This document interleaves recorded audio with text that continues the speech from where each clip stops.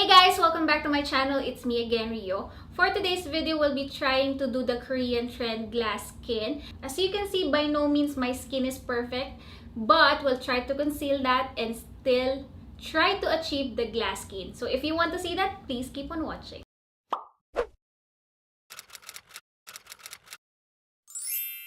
First, I will put this on. This is the MAC Prep and Prime.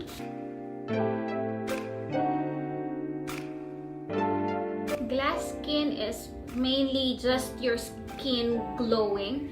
So then I will be using this Quick Effects No Shine Mattifier just on my T-zone. Usually on the places where I have wrinkles and enlarged pores, which is here in the T-zone. Especially here in my nose and upper lip area. And since I have some pimple marks here and enlarged pores in my cheeks, I will try to press it there as well so that the bumps won't somehow show. So after that, I'll be using Maybelline Fit Me, covering mainly my imperfection and still somehow covering less the other parts of my face that doesn't have blemishes.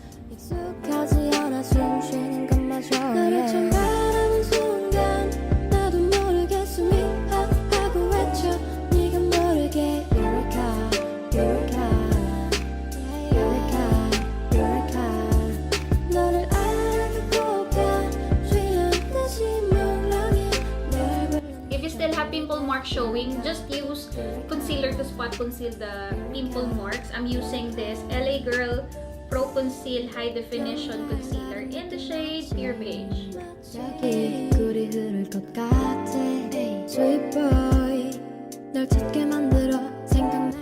So that's it. Then I'm going to use concealer, lighter concealer under my eye just to make it pop a little bit more. 사랑스런 봄이 됐어 네 옆에서 걷고 싶어 언제까지 기다리기만 하려는지 내 입은 고장난 듯이 움직이질 않아 속으로만 Then I'll just powder this area, my U-zone.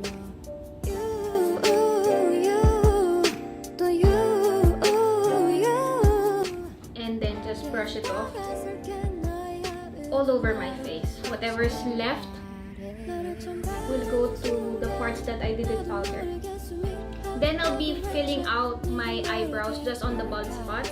I'm using this Daiso eyebrow pencil.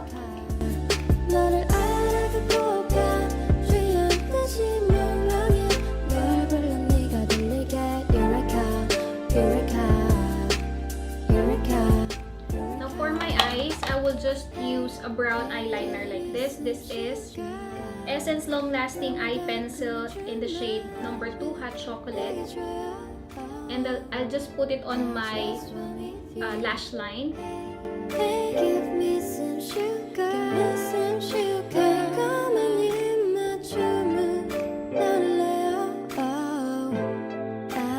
I'll just use powder to set it in place. Whatever powder you have there, you can use brown shadow if you feel like. I'm just using the loose powder just so that it won't move. I'm using this Daiso mascara. This is Princess Volume Mascara. This mascara won't give you so much. It's just going to hold your lashes a little bit and tint it with brown.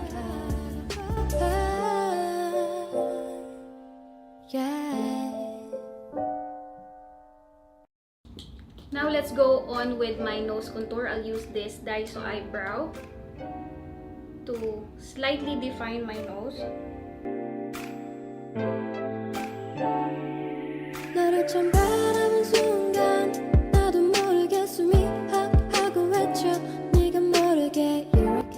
Now let's go with my blush. I'll be using this one. This is Essence Satin Touch Blush in the shade number 10 Satin Coral.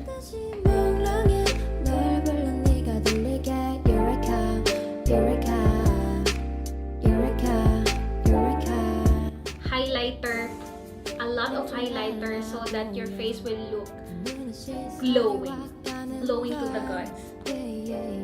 So don't stop putting highlighter until you feel like your face is beaming with lights. I use this Essence Matte in the shade number 8. Then I'll just put balm on top of my lips. This is Laneige Special Care Lip Sleeping Mask. Now for the last part, I'll just use Max Fix Plus just to melt all the powders that I put and also intensify my highlighter. This is my final look. I hope you like this video. If you do, please give it a thumbs up, share with your friends, and don't forget to subscribe and hit the notification bell. I'll see you in my next one. Bye! 널 찾게 만들어 생각나게 만들어